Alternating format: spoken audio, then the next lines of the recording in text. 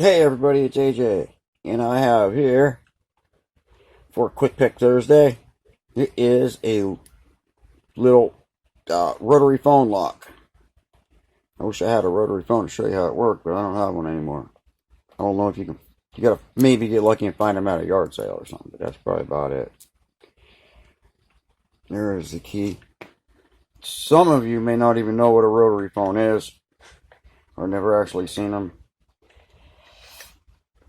But when I was a kid, that's all we had. But let's see if I can pick this thing now.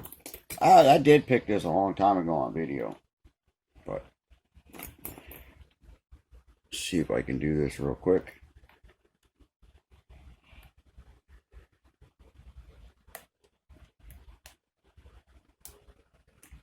And there it is. Like I said, it's a nice little invention that they made. It's a really cool lock, but there it is. Quick Pick Thursday. Thanks for watching. Everybody stay safe, stay legal, stay lawful, and keep on picking.